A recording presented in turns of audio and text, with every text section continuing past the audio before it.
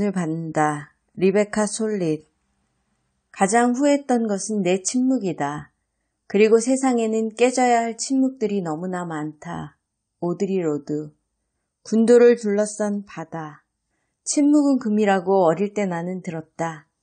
나중에는 모든 것이 바뀌었다. 침묵은 죽음이라고. 에이즈를 둘러싼 방귀와 억압에 맞선 퀴어 활동가들은 거리에서 외쳤다.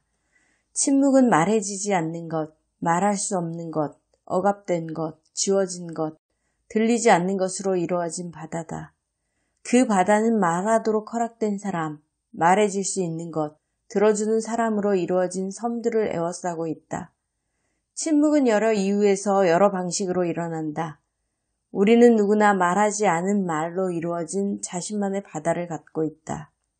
영어에는 뜻이 겹치는 단어가 수두룩하지만 이 글의 목적을 위해 여기서는 침묵을 강요된 것으로 정의하고 고요는 추구된 것으로 여기자. 고요한 장소의 조용함, 스스로 마음을 가라앉히는 조용함, 말과 소란으로부터 물러나는 조용함은 겁박이나 억압으로 조성된 침묵과 음향학적으로는 같을지라도 심리적으로나 정치적으로는 전혀 다르다. 평온과 성찰을 추구하기 때문에 말해지지 않는 것과 위험이 세거나 장벽이 높기 때문에 말해지지 않는 것의 관계는 헤엄과 익사의 관계와 같다. 고요와 소음의 관계는 침묵과 소통의 관계와 같다. 사람의 고요함은 남들이 말할 여지를 제공한다. 읽는 사람의 고요함이 책장에서 단어를 받아들이는 것, 종이의 하얀 색이 잉크를 받아들이는 것과도 비슷하다. 우리는 화산이다. 어슐러 K. 루키는 이렇게 말했다. 우리 여자들이 우리의 경험을 우리의 진실로, 인간의 진실로 내놓으면 모든 지도가 바뀐다. 새로운 산맥들이 생긴다. 바다 및 화산과 같은 새로운 목소리를 이 망망대해에서 분출하면 새로운 섬들이 탄생한다. 이것은 격렬한 사건이자 놀라운 사건이다. 세상이 바뀐다. 침묵은 사람들이 의지가지 없이 괴로워하도록 만들고 위선과 거짓이 자라고 번성하도록 허락하고 범죄가 처벌되지 않도록 돕는다. 인간다움에서 목소리가 중요한 특징이라면 목소리 없는 자가 되는 것은 인간다움을 상실하거나 자신의 인간다움으로부터 차단되는 것이다. 침묵의 역사는 여성의 역사에서 핵심적인 문제다. 언어는 우리를 잇지만 침묵은 우리를 나누어 말이 호소하거나 끝낼 수 있는 도움, 연대, 그도 아니면 단순한 교감조차 잃은 처지로 내몬다. 어떤 나무종들은 땅속에서 뿌리를 넓게 뻗음으로써 낱낱의 그리터기들을 하나로 잇고 개개의 나무들은 좀 더 안정된 덩어리로 엮여 바람에 쉬이 쓰러지지 않도록 한다. 이야기와 대화는 그 뿌리와 같다. 지난 세기 동안 인간이 스트레스와 위험에 대처하는 반응은 맞서거나 도망치거나 둘 중 하나라는 게 정설이었다. 그런데 2000년 UCLA의 심리학자들은 그런 연구가 대체로 수컷쥐와 인간 남성을 대상으로 진행되었다는 점을 지적했다. 심리학자들은 그래서 여성을 연구했고 자주 채택되는 첫 번째 선택지가 있다는 사실을 밝혔는데 그것은 여럿이 한데 뭉쳐서 연대와 지지와 조언을 나누는 것이었다. 연구자들에 따르면 행동면에서 암컷들의 반응은 살피고 돕는 패턴이 좀 더 뚜렷했다. 살피는 행동이란 자신과 자식을 보호하는 유익한 행동으로 안전을 증진하고 스트레스를 줄이는 것을 말한다. 돕는 행동이란 그 과정에서 도움이 될 수도 있는 사회관계망을 만들고 유지하는 것을 말한다. 이런 활동은 말을 통해서 자신의 고충을 이야기하는 것을 통해서 경청되는 것을 통해서 자신이 살피고 돕는 사람들의 반응에 담긴 연민과 이해를 느끼는 것을 통해서 이루어지는 경우가 많다. 여자들은 이런 활동을 하는 것은 물론이거니와 남자들보다 더 일상적으로 하는 듯하다. 이것은 내가 대처하는 방식이다. 아니, 내가 대처할 수 있도록 공동체가 나를 돕는 방식이다. 이제 내게는 그런 공동체가 있으니까. 자신의 이야기를 말할 수 없는 것은 살아있는 죽음이나 다름없고 가끔은 말 그대로 살아있는 죽음이다. 전 남편이 당신을 죽이려고 한다고 말하는데도 아무도 들어주지 않을 때, 고통을 겪고 있다고 말하는데도 아무도 믿어주지 않을 때, 도와달라고 말하는데도 아무도 들어주지 않을 때, 도와달라는 말조차 감히 할 수 없을 때, 도와달라는 말로 남들을 귀찮게 하면 안 된다는 교육을 받아왔을 때 그렇다. 모임에서 당신이 입을 여는 건 주제 넘은 것으로 간주될 때, 유럽 단체에 가입하는 게 허락되지 않을 때, 여자는 그 자리에 있어서도 목소리를 내서도 안 된다는 속뜻을 담은 부당한 비판을 받을 때 그렇다. 이야기는 삶을 구한다. 그리고 이야기는 곧 삶이다. 우리는 곧 이야기이다. 감옥이 될 수도 있고 그 감옥 문을 어그러뜨려 여는 쇠지뢰가 될 수도 있는 이야기다. 우리는 자신을 구하기 위해서 혹은 자신이나 타인을 가두기 위해서 이야기를 짓는다. 이야기는 우리를 고무시키고 때로는 자신의 한계와 두려움이라는 돌벽에 우리를 내던진다. 해방은 늘 부분적으로 남아 이야기를 짓는 과정이다. 이야기를 깨트리고 침묵을 깨트리고 새 이야기를 짓는 과정이다. 자유로운 사람은 자신의 이야기를 스스로 말한다.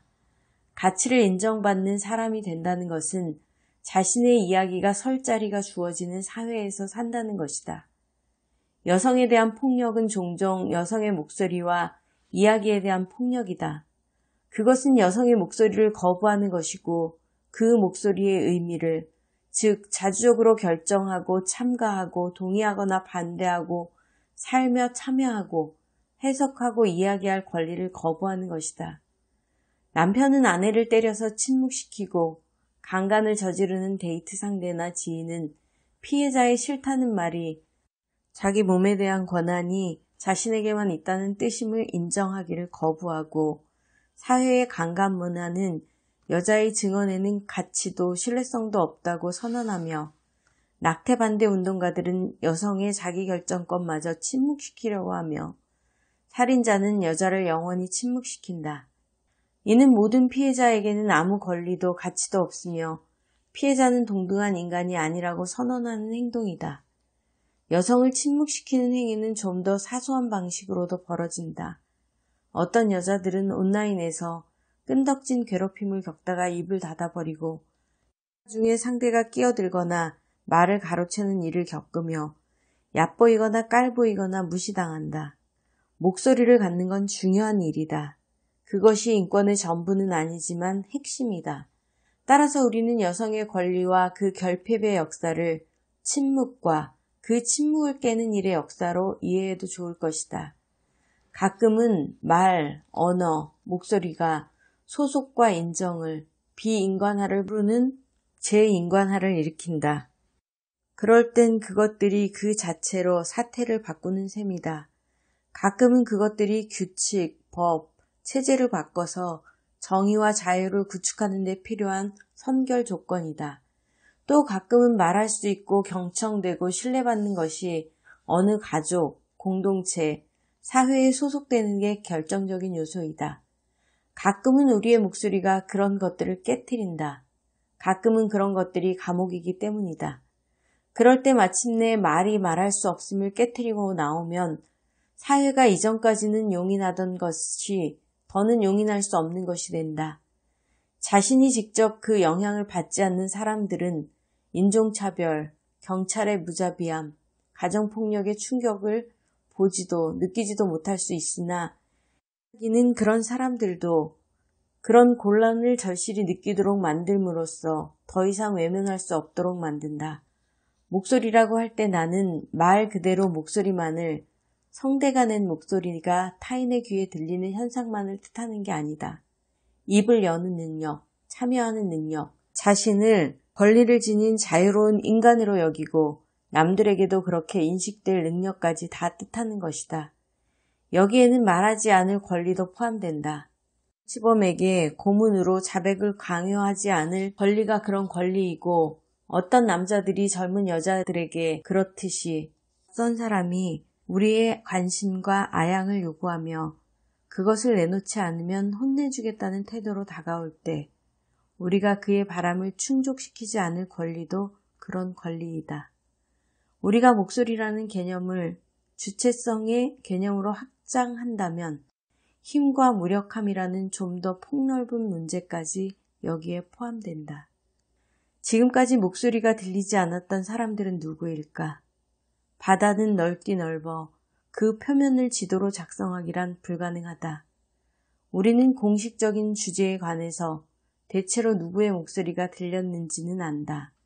지난 수백 년 동안 누가 공직에 오르고 대학에 들어가고 군대를 지휘하고 판사와 배심원을 맡고 책을 쓰고 제국을 운영했는지는 안다.